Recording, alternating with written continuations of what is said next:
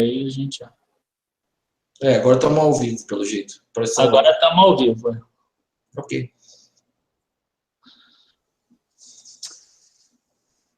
Oi, pessoal, tudo bem? Quem está falando aqui é Daniel Nigri. Espero que vocês estejam aguardando aí, ansiosos. Hoje nós vamos falar com William Voller, eu espero que eu tenha acertado sobre o sobrenome dele. Ele já me disse, já me confidenciou que é descendente de alemão, então tem esse sobrenome, um pouco diferente para a gente. E o principal hoje, tá, que eu imagino que seja o mais importante, é mostrar que no longo prazo, e eu até escrevi um artigo sobre isso, ontem eu fiz um vídeo sobre isso, tá, mostrando que uma pessoa comum, se ela tiver paciência, se ela tiver disciplina e ela fizer os investimentos corretos, ela consegue chegar naquele objetivo dela. Às vezes ela não vai ser o Luiz Barsi, talvez não vá se tornar um multimilionário, mas a pessoa vai conseguir chegar na independência financeira dela, principalmente se ela tiver o tempo como aliado, né? Por isso que a gente sempre frisa aí que é importante a gente começar cedo essa questão do investimento. Tá? Eu até escrevi outro dia em relação a isso, falando o básico do investimento, né? O investimento nada mais é do que você deixar de consumir hoje para você consumir mais amanhã. Então, a gente vai focar muito nessa situação hoje. E eu sei que ainda faltam aí uns 7 minutinhos para começar o horário, eu não quero também começar tão antes. E eu queria já aí agradecer a participação do William e já dar boa noite para ele aí. Como é que você está, William? Tudo bem? Boa noite. Boa noite, Daniel. É um prazer imenso estar aqui, né? É o meu primeiro hangout. Eu me senti muito à vontade de conhecer você aí através desses grupos de investimento onde a gente está inserido. Eu entrei meio de paraquedas nesse mercado, graças às coincidências e esse conhecimento com o Luiz Barsi Filho, que é um grande amigo, né? Foi o meu grande mentor nos investimentos aí a longo prazo, e eu vou explicar para as pessoas que sou uma pessoa comum, como todas as outras. Estou na Bolsa de Valores faz 13 anos, né? E o que a gente puder ajudar de forma educacional, né? Porque a educação financeira, ela é para todos. E eu tenho certeza, com foco, muita energia e aportes consistentes, que nem todo mundo fala aí, a gente chega em qualquer lugar. Bom, eu vou fazer uma breve apresentação, né, Daniel, posso? Eu ia te falar isso. Vamos fazer uma breve apresentação tua? Sim. Vamos falar quem você é, o que você faz, até para as pessoas verem, tá, que o mundo do investimento é para qualquer um, para qualquer pessoa, enquanto dá aí as 9 horas mesmo para a gente começar depois a falar de investimento. Beleza. Então, a palavra é tua. Então, eu sou William José Voller, eu tenho 42 anos, feitos ontem, né? Até um presente que você está me dando aí, viu? Eu fico muito feliz mesmo de poder ajudar o coletivo, as pessoas comuns, né? Eu tenho uma empresa, que é o Rei dos Ovos, tenho uma loja, o Armazém do Rei, que é um segmento dentro do meu segmento, né? Eu era feirante, entendeu? Conheci o Luiz Barsi Filho no ano de 1994, tá ok? Ele era meu cliente e em 98, 99, o seu Luiz veio me dar esse toque mágico, que era a Bolsa de Valores, que era para muitos um monstro, né? Porque não havia internet, era tudo no papel. E pela nossa amizade, eu não sabia quem era o investidor, tá, gente? Eu pensava que ele era um advogado e ele me trouxe essa proposta dizendo para mim se eu ia ficar vendendo ovos pro resto da vida, né? Se eu queria aquela vida para mim ou se eu queria uma vida diferente, uma vida com qualidade de vida e tal. Eu fui atender e entender o chamado dele só em 2000, foi 2004 para 2005. A gente já não tinha mais contato, porque a feira mudou de lugar e ele não ia mais, né? E eu, sem saber quem era ele, fui fazer os cursos da Bovespa, outros cursos por fora, e um belo dia, eu vi no slide a foto do seu Luiz, enorme, dizendo que ele era o maior CPF, investidor físico da Bolsa de Valores. Isso foi, para mim, muito surpreendente no primeiro momento. Eu até fiquei meio confuso, você vê se era mesmo o seu Luiz. E aí, consequentemente, isso me deu mais força para estar estudando, aportando dentro da teoria do seu Luiz. E hoje, totalmente independente e continuando a trilhar, né, a trilha dos objetivos, né? A gente nunca para. Quando a gente começa a ver que as coisas dão certo, realmente é fantástico. É uma coisa, assim, maravilhosa. E junto com pessoas especiais, é claro, né? Sempre as pessoas ajudando a gente a chegar aonde a gente deve chegar, né, Daniel? É isso aí, tá certo. Você sabe que você falou aí de muito tempo atrás, me fez lembrar a época que eu tinha que botar ordem de papel, né? Eu tinha a minha corretora na época era do Banco do Brasil, e eu tinha que levar lá na agência, entregar para a gerente, ela assinava, e muitas vezes o que que acontecia? Eu não podia botar ordem para o mesmo dia, que se eu não pegasse aquele valor naquele mesmo dia, eu Entendi. teria que voltar lá para botar uma nova ordem, né? Então a gente colocava ordens de 15 dias, a gente só investia em boas ações, Vou continuar. a gente só investia em boas ações, a gente só investia em empresas que realmente eram lucrativas. Então, quem começou lá na década de 90, assim, 2000 que eu conheço, muito poucas vezes é trader, tá? Porque ela precisava ter um embasamento para poder entrar na bolsa de valores. Ela não conseguia, né? Não tinha como, não tinha todas essas ferramentas gráficas para você ver as figuras ou o fluxo que está na moda hoje em dia. E eu acho que falta um pouco nisso. O mundo ganhou muito em imediatismo e acabou perdendo em qualidade mesmo, entendeu? Você hoje em dia foca mais na quantidade de operações em si do que na qualidade delas, né? Os investidores hoje, na minha opinião, Daniel, se tornaram imediatistas, né? Pela maneira que é colocado às vezes, né? Não tem segredo para os investimentos. Eu acho que é o seguinte, a pessoa tem uma notícia boa e outra ruim. Uma boa que ela pode chegar, mas a ruim que ela vai precisar estudar, vai precisar aportar, vai precisar ter disciplina e as coisas começam a acontecer depois da primeira década de investimentos. Antes não acontecem pequenas coisas, mas a partir da primeira década de investimento, você começa a ver resultados mais sólidos, entendeu? E isso aí, os investidores hoje são meio que nem miojo, é instantâneo demais, as pessoas colocam que vão dar 200%, 300%, e não sei o que lá, e é muito complicado. Hoje falta, eu acho, aquela qualidade. E eu sou até suspeito em falar, porque como o meu mentor foi o Luiz Barsi, a única maneira que eu sei investir é no buy and hold, ok?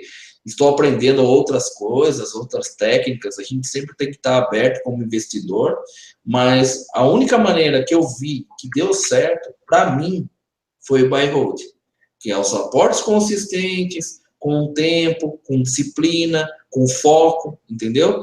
E não tem segredo. Outra coisa que para os investidores que estão aí ouvindo, não importa qual é o seu ofício, importa você ser melhor no seu ofício. Hoje, como você disse, há muitas ferramentas, há muitos consultores, há muitas pessoas.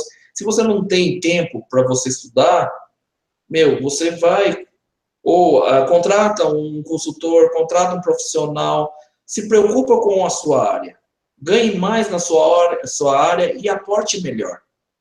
E aí você vai ter resultados. É a minha opinião com relação, a minha humilde opinião com relação a isso. Deu certo comigo, entendeu? Tá, William, o pessoal já está querendo saber aqui alguma coisa sobre os seus investimentos. Oi? Sobre? O pessoal já está querendo saber um pouco sobre os teus investimentos. E a gente sabe que o Luiz Barsi, ele foca quase que 100% em dividendos, né? Ele só quer, basicamente, ele quer saber quanto que a empresa vai retornar para ele. Até existe um modelo de precificação dessa forma, um modelo de Gordon e tudo. Imagino que ele deva usar muito esse tipo de precificação, mas eu queria saber se você também tem esse foco exclusivo no dividendos e, enfim, tem alguma coisa diferente.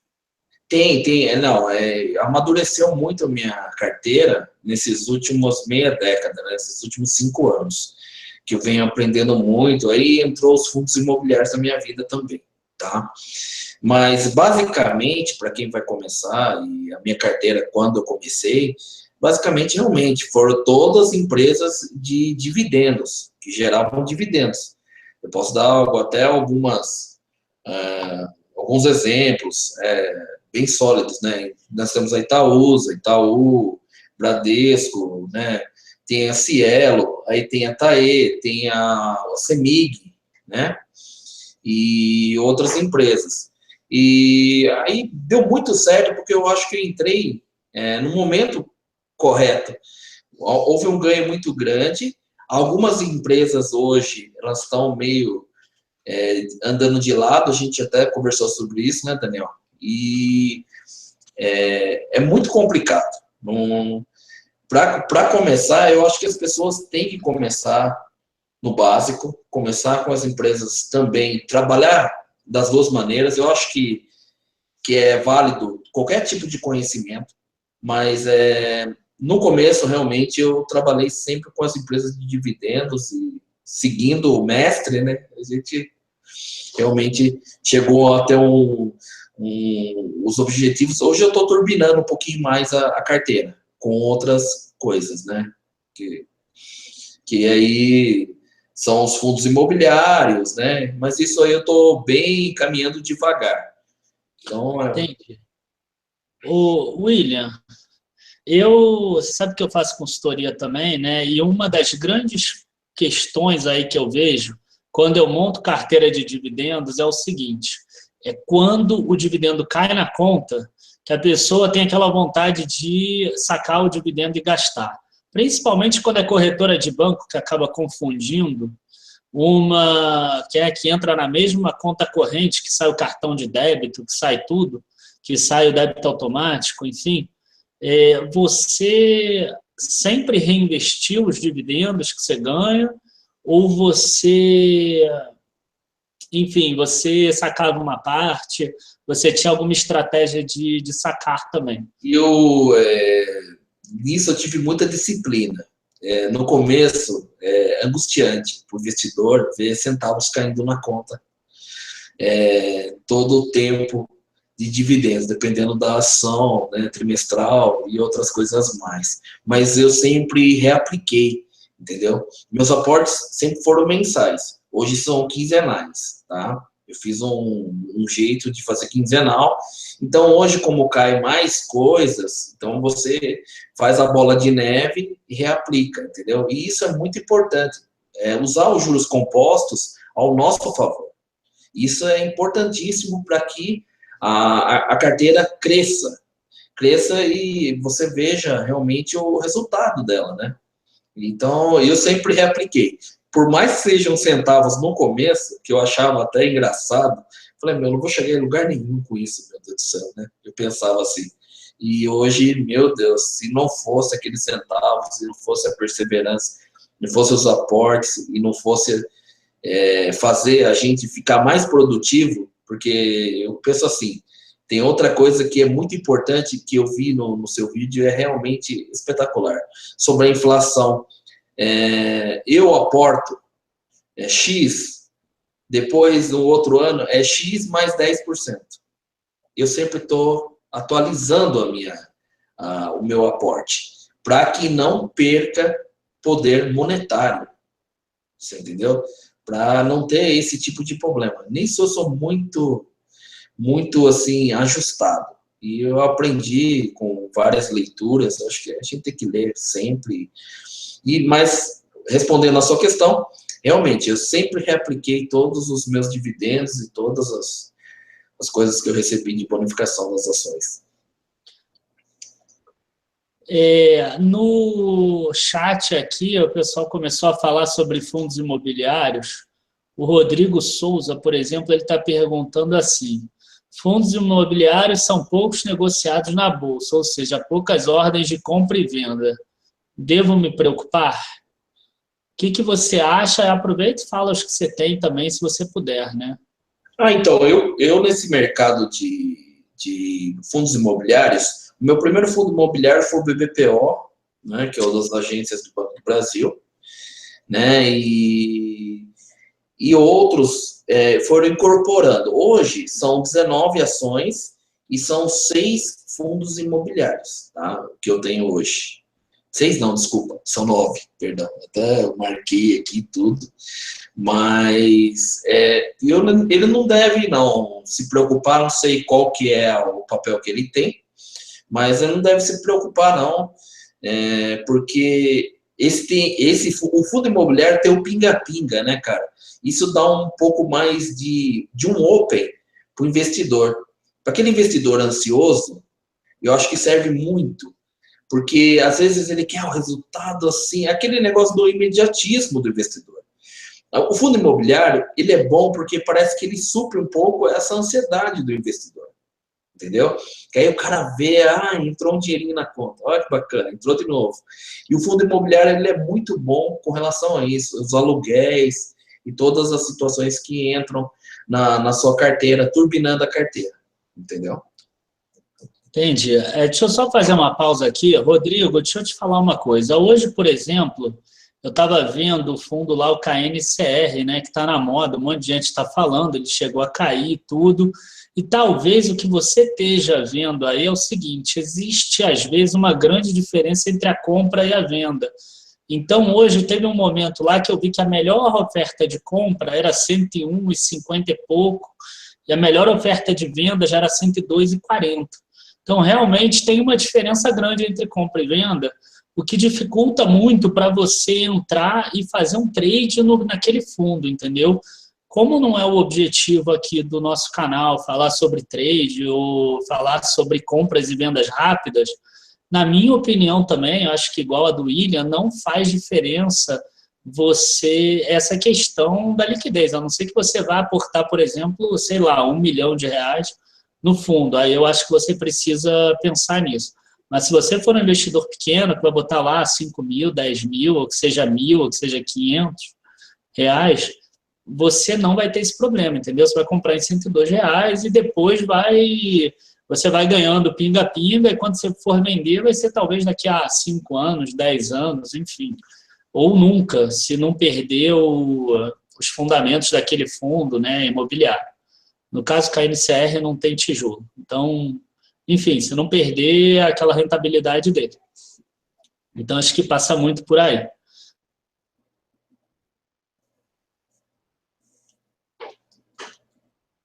Opa!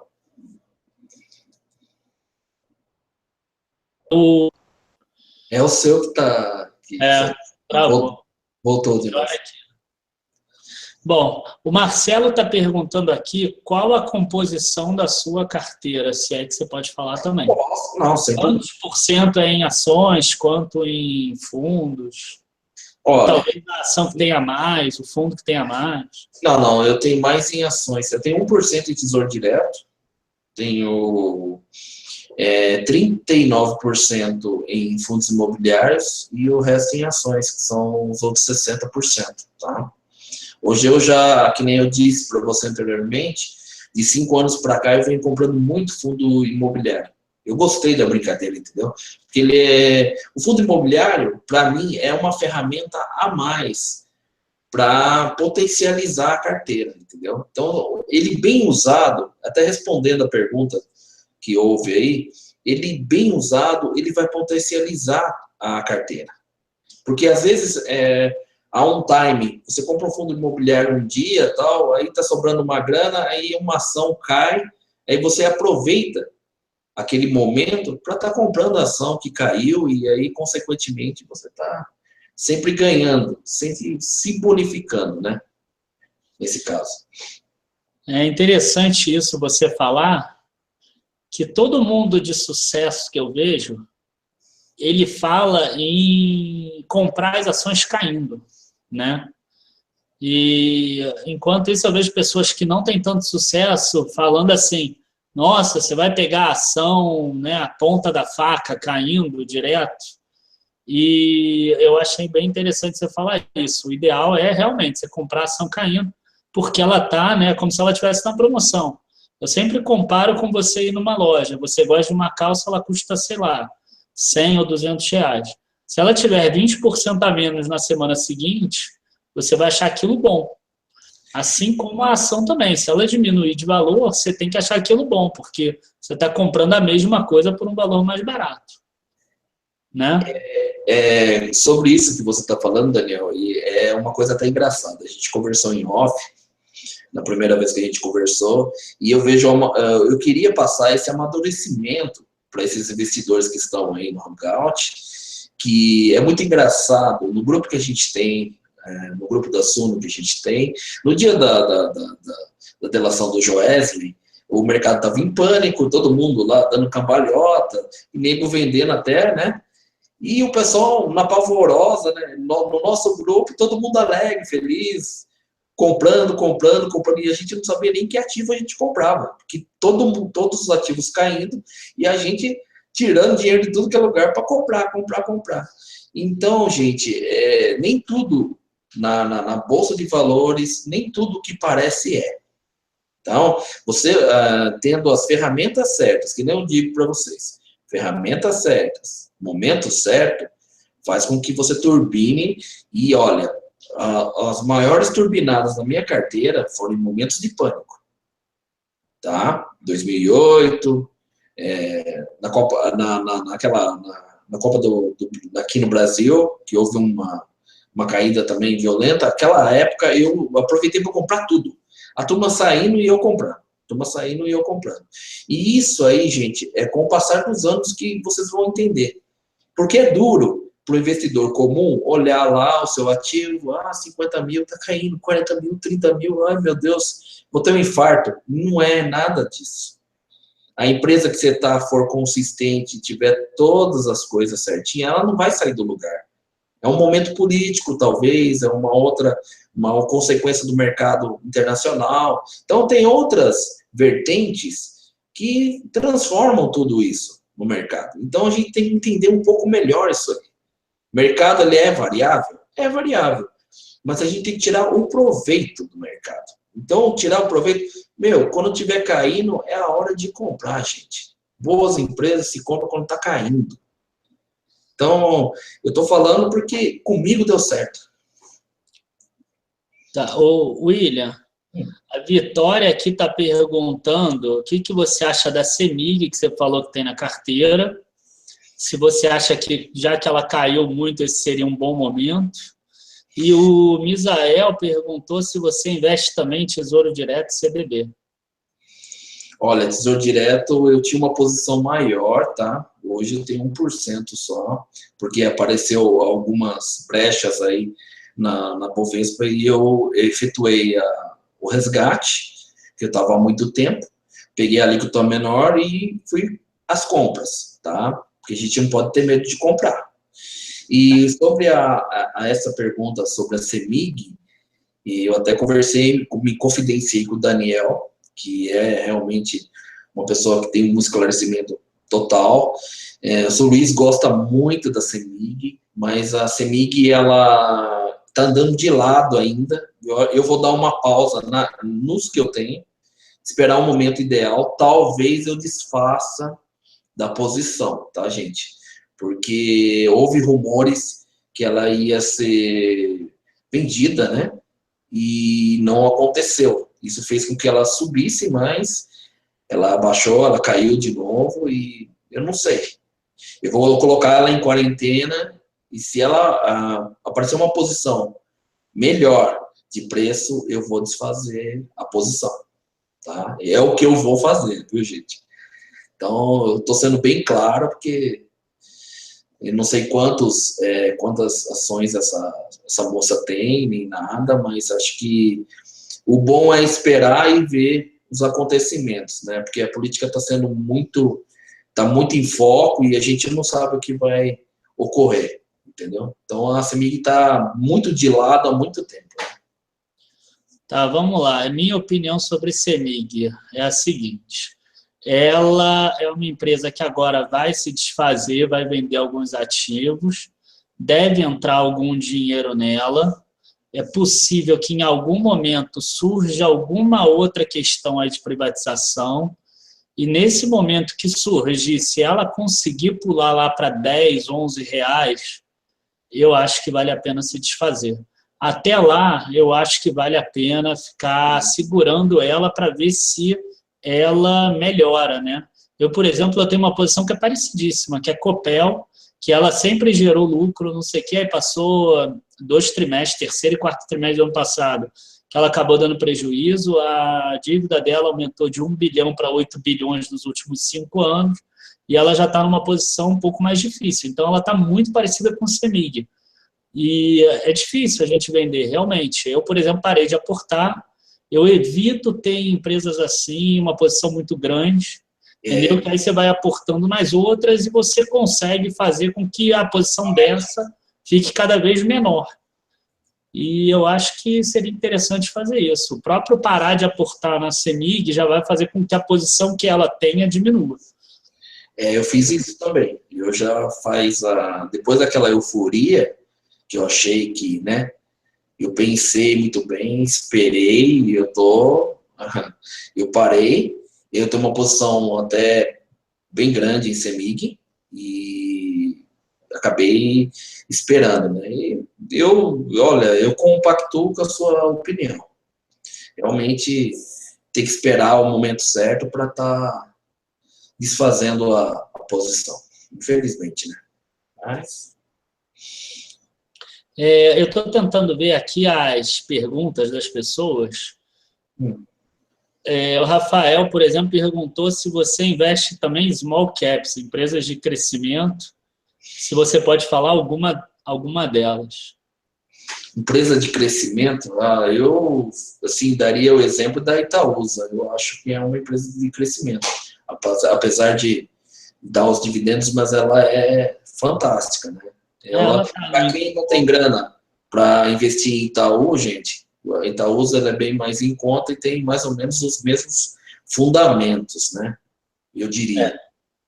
Né? Então, eu diria Itaúsa, ela é fantástica. Eu vou começar, depois de escutar o Daniel falando sobre Carrefour, eu estou disposto a abrir mais um leque e pegar mais ações para crescimento também, entendeu? Então, tudo é válido. A gente tem que aprender e continuar fazendo as coisas da forma correta. E você tem algum método que você usa para estabelecer qual vai ser aquela ação que você vai comprar nesse mês? Ou talvez um preço justo da ação?